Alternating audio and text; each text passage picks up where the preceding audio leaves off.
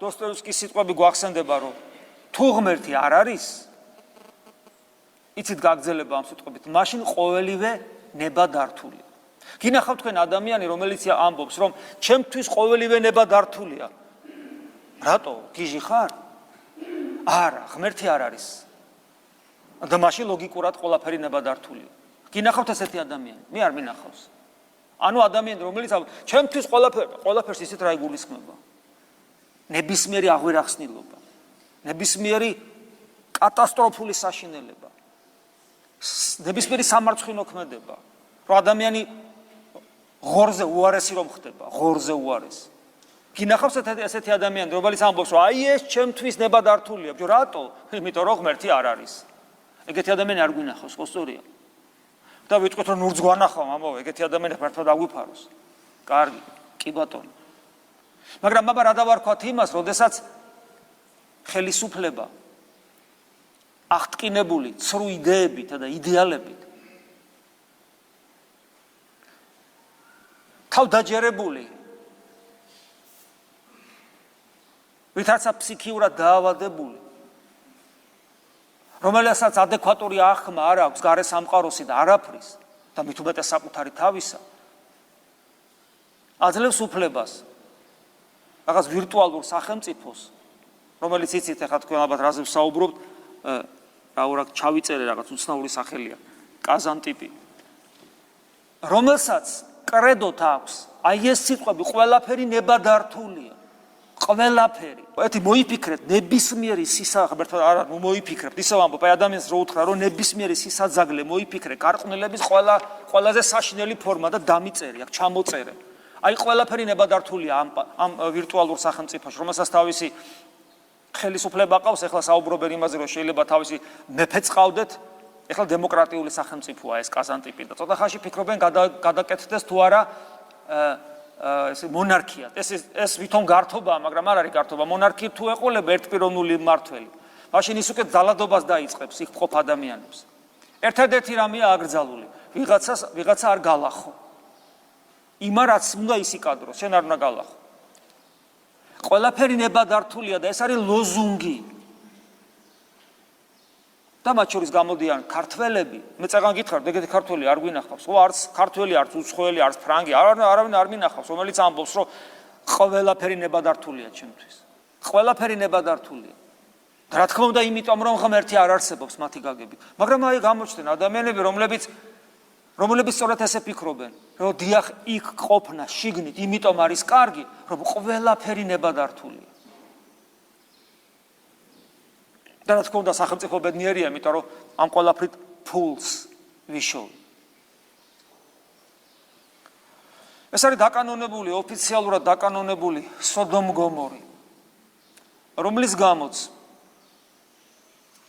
სოდომ გომორი და მასთან არსებული ქალაქები დაიღუპა სახედ იმისა, რომ როგორც უფალი ამბობს, უფლის სიტყვებს გავემეორებ, თუ არ შეინანებ მსგავსადმე მოსწყდები. ანუ ისინი ყველაზე უარესები კი არ იყვნენ სამყაროში. არამედ თუ არ შევინანებთ და მსგავსად ვიცხოვრებთ, მათ მსგავსადმე მოვსწყდები.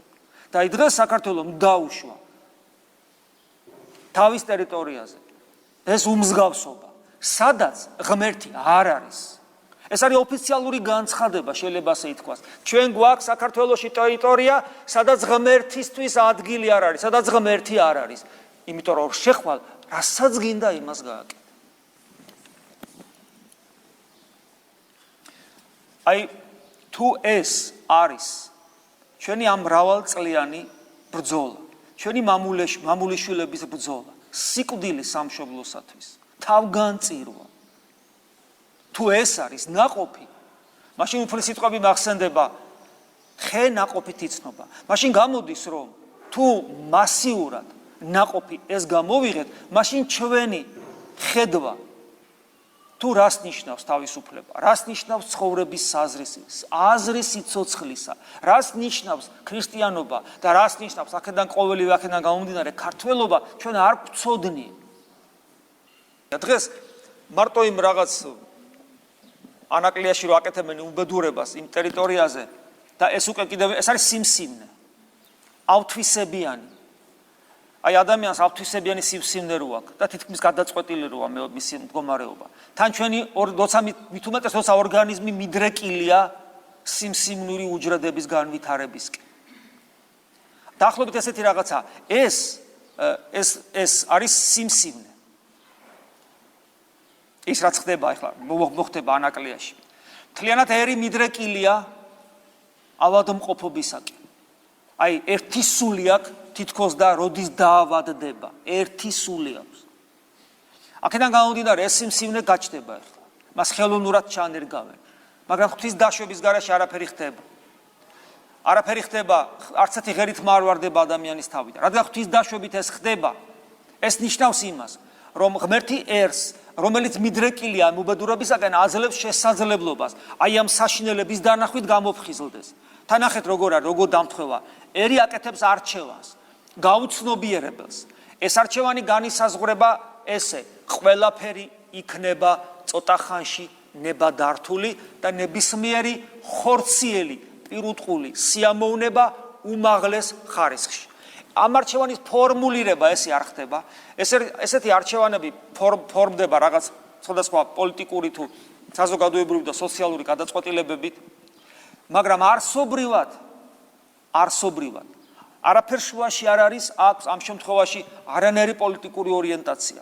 ამ შემთხვევაში მნიშვნელოვანია ადამიანის ერის ამ შემთხვევაში ადამიანების შინაგანი მდგომარეობა, რომ მათ უნდათ აი ეს ყველაფერი იყოს ნებადართული და ნებისმიერი ხორციელი სიამოვნება უმაღლეს რანგში აყვანილი. მაგრამ ადამიანი ამას არც ერი, არც ხელისუფლება და არც თითოეული ადამიანი ამის ესე პრეზენტაციას სიტყვებით არ აკეთებს. ეს შინაგანი მდგომარეობა, რომელიც გამოვლინდა და უფალი მიგვანიშნავს, რომ შინაგანი მდგომარეობა ეგეთია. შენ მაშინაც როცა ეროვნული მოძრაობა დაიწყო, თავისუფლება ამისთვის ხომ არ გინდოდა? აი ამ ყოველივესთვის და ამისთვის გინდოდა? და შედეგ და უფალი მიგანიშნებს აი ამ სიმსივნით, რომელიც ანაკლიაში თავის თავს მოიყრის. და გეუბნება, რომ აი ხო გააკეთე არჩევანი. აი ეს არის. აი ეს გინდა შენ. რატო გაჩვენებს ამას უფალი? არა იმიტომ რომ მთელი ორგანიზმი დაავადდეს, არამედ იმიტომ რომ გამოფხიზლდეთ. გამოფხიზლდი უცებ. ხო, ეს რა ხდება? ეს რა უბედურება ხდება? და იქ უნდა წავიდეს. ზოგი იტყვის, ჩვენი ბიჭები წავლენ რა მოხდა? ჩემი ვაჟები წავლენ რა მოხდა? შენი გოგონა რო წავიდეს? ახ, მაგას როგორ იკადრებს, რატოვით? საიდან მოიტანენ? ხაზგასმით თქვეს, ქართველი გოგონებისათვის შესვლა უფასოა. აფიშირებულია ეს. აი პრეზენტაცია რისი მოხდა. ქართველი გოგონებისათვის შესვლა უფასოა. ატო ფიქრობ რომ შენი შვილი არ წავა, მაინტერესებს. ატო ფიქრობს ის ხელისუფლების წარმომადგენლები, რომლებმაც ამას ხელი აუწიეს, მათი შვილები არ წავლენ, მათი ცოლები არ წავლენ. დები. თუ ვისაც ახალგაზრდა დედა ყავს, შეიძლება ისიც წავიდეს, რა ვიცი. რატო ფიქრობ? რო არა, უფასო. და კიდევ ერთხელ გვაფრთხილებს პავლე მოციქულის პირით, წმინდა ეკლესია ზეცისასაც ეძიებდეთ. რა არის ეს ზეცისა? არა ის ბედნიერება, ისინი რო იძახიან, აი იქ ბედნიერება იქნება, არამედ პავლე მოციქული ხას უსვავს, სადაც იგი ქრისტე არის, მარჯვენით ღმრთისამჯდომარე. აი რას უნდა ეძებდეს ადამიანი? თითოეული ჩვენთაგანი. როგორც ჩვენ სეკულარული სახელმწიფო ვართ, მოძალადე სახელმწიფო სეკულარული, რომელიც ერს გარყვნილების სიმსივნით აავადებს, სადაც ყველაფერი ნებადართულია, იმიტომ რომ იქ ღმერთი არ არის. გაძევებულია ღმერთი. მე ვიცი ისტორია, როგორ გააძევეს ერთხელ ღმერთი ისრაელიდან. რა მოხდა ისრაელში? და გახსოვთ, ჩემთვის ნუსტირით უფალი ეუბნება დედებს თქვენზე და თქვენი შვილებისათვის იტირებ. რამე თუ მოვლენან დღენი და აგრძელებს იმ უბედურებას, რაც მოხდა. ყველას ვისაც ტკივა ეს, მან შეიძლება თქვას, რომ ჩემთვის ნუსტირით ყველამ თავის თავზე და თავის შვილებზე იტიროს. იმიტომ რომ მაშინ ისრაელიდან ღმერთი გააძევეს დღეს ანაკლის ტერიტორიიდან ფიქრობენ ღმერთის გაძევებას. და თუ მთელი ერი ყიჟინას დასცემს ვარა კარგიაო, მაშინ მთელი ერიდან მოხდება გაძევება ღმერთის. არა და კიდევ ერთხელ გვაფრთხილებს ეკლესია, არ მოაკეთებთ ამას. მოეძებთ აქ ბედნიერებას. ზეცისასაც ეძიებდეთ, სადაც იგი ქრისტე არის, მარჯვენით ღმრთისამჯდომარე, რომელიც არის თქვენი სამშობლო. რა ფორმები შეიძლება არსებობდეს სატანიზმის? ერთ-ერთი და არანაკლებ მძვინვარე და რომელიც თავის თავში მოიცავს თავისუფლების შეზღუდვასაც არის ერის ზნეობრივი გაღწნა. ის რასაც ჩვენ დღეს ვხედავთ. დღეს მართალია აღარ არსებობს საბჭოთა იმპერია, მაგრამ დღეს არსებობს მსოფლიო იმპერია, რომელიც მოქმედებს არა პირდაპირ თავისუფლებაზე და სხვათა შორის პირდაპირ თავისუფლებაზე ისინიც არ მოქმედებდნენ. თავისუფლება ერთ-ერთი ლოზუნგი იყო დიადი საბჭოეთისა. დღეს ოღონ თავისუფლებას ამბობდნენ და იდეოლოგიის წნეხში გახჩობდნენ. დღეს თავისუფლებაზე კვლავ ლაპარაკობენ და დღესაც კვლავ იდეოლოგიის წნეხში გახჩობენ, ოღონ ეს იდეოლოგია ზნეობრივი გაღწნა თავისუფლების სახელით. ამიტომ მე კითხვა მიჩნდება, როდესაც მსოფლიო ტირანია შეიძლება ასე ითქვას, მე მაიძულებს რომ უზნეო გავხდე. მე შემიძლია რომელიც მე მართმევს თავისუფლებას, იმიტომ რომ უზნეობა აბატონებს ჩემზე ცოდვას, თან ეს უზნეობა იდეოლოგიის რანგში ადის ნელ-ნელა, თქვენ ამას ხედავთ, იდეოლოგიის რანგში. და ანუ რას ნიშნავს იდეოლოგიის რანგში? გასაქანს არ მოგცემს. ის იძალადებს შენზე რომ უზნეო გახდე. როგორც მაშინ გასაქანს არ გაძლევდნენ, ძალადობდნენ შენზე რომ შენ ყოფილიყავი საბჭოეთის მოქალაქე. კომუნიზმის მეოცნებე და ესე იგი ათეისტი და ასე შემდეგ. დღეს ასევე ძალადობს ეს მსოფლიო თანამეგობრობა ბჭყალებში, ძალადობს რომ შენ გახდე უზნეო. ეს არის უზნეობა იდეოლოგიის რანგში, რომელიც გართმევს თავისუფლებას. იმიტომ რომ უფალი გვასწავლის რომ ცოდვა, რომელიც ამ შემთხვევაში იბატონებს ჩვენზე, ჩვენ გვხვდის მონას და ვკარგავთ თავისუფლებას. მე კითხვა მიჩნდება, ეს რა სატანიზმი არ არის? და თუ ეს სატანიზმია, განა ეს არ შეებრძოლება რწმენას, როგორც საბჭოეთში ებრძოდნენ?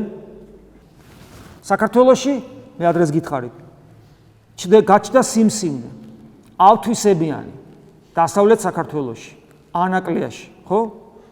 გაჩნდა სიმსივნე. ეს სიმსივნე ავთვისებიანი. თითოეულმა ჩვენთაგანმა ხმა უნდა ამოიღოს ამის წინააღმდეგ. რა თქმა უნდა, განსაკუთრებულად უმაღლესმა იერარქიამ. მე გულისხმობ ეპისკოპოსებს. არ შეიძლება, რატომ? იმიტომ რომ იქ შევლენ ჩვენი შვილები, ჩვენი შვილიშვილები, ჩვენი ოჯახის წევრები, არა მარტო თქვენი ვაჟები, არამედ თქვენი გოგონები წავლენ. იმიტომ რომ თქვენ გოგონებს იქ შესვლა უფასოდ აქვთ. ეს ერთგვარი მახია. შევლენ და თითოეულ ამ სულზე ჩვენ მამებად რომ მოგწონს თავი, პასუხს ვაგებთ. ეს სიმსივნე მერე თუ არ ამოვკვეთეთ, თელ საქართველოს მოედება 10 წელი გეგმაში არ აქ იყოს. ეს არის სასიკვდილო განაჩენი ერისათვის. ის არის ხელშეუხებელი. მას თავის სახელმწიფოებრივი კანონები და სტრუქტურა აქვს, იგი რესპუბლიკაა, შეიძლება მონარქიად გადაკეთდეს. გითხარით, სადაც ჩვენი საქართველოს სახელმწიფოს კანონები, რომლებიც ისედაც უკვე აღარ ვარგა, შიგნით, მაგრამ მაინც რაღაც არის, იქ არ მოქმედებს. ანუ ეს არის ტიპიური სიმსივნე, რომელიც ორგანიზმის კანონებს არ ექვემდებარება. ის თავისი კანონებით ცხოვრობს, იზრდება და სპობს ორგანიზმს. ორგანიზმი ვერ ერევა მასში. ზუსტად იგივეა ეს. და აი, გვაფრთხილებს უფალი. ჩემი სახელით გააფრთხილე ისინიო, როცა ბოროტეულს ვეტყვი, ბოროტეულო სიკვდილით მოკვდები მეთქი და შენ კი არაფერს ეტყვი, რომ დააკავო ბოროტეული თავის გზაზე, ბოროტეული თავისი ცოდვის გამო მოკვდება, მის სისხლს კი შენ მოგკითხავ. მე ესე მგონია, რომ თუ ჩვენ ხმას არ ამოვიღებთ, არ ვიყვირებთ თითოეული მღვდელი ამბიონიდან და ეპისკოპოსი თავისი ძალაუფლებით, რომელიც სიმბოლურად კვერთხით განსახიერდება, უფალი აი იმ სასიკვდილო ცოდვას ჩვენ მოგკითხავს, მის სისხლს შენ მოგკითხავ. და თუ შენ და ზოგი ამბობს, რომ რა აზრი აქვს თქმას, აქვს აზრი, აგრძელებს უფალი ეზეკიელის პირით. თუ შენ გააფრთხილე ბოროტეული, რომ მოქცეულიყო თავის გზიდან და არ მოიქცა, ის თავისი ცოდვის გამო მოკვდება, შენ კი იხსნის შენ სულს. და მე რადგან აქ ჩემი სული საცხონებლად ავარ მოსული და ჩემი სულის ხსნა მინდა. ამით უფალი მე მეუბნება, თეოდორე გინდა სული გადაერჩინო, იყვირე არ გაჩერდე. შენ არ იფიქრო, რომ ეხა სხვა დროა, ის ყურადღებას არ მოგაქცევს, მაგას მნიშვნელობა შენთვის არ აქვს. შენი ვალდებულებაა იყვირო. დანარჩენი მე ვიცი, ხოლო შენ სულს გადაარჩენ.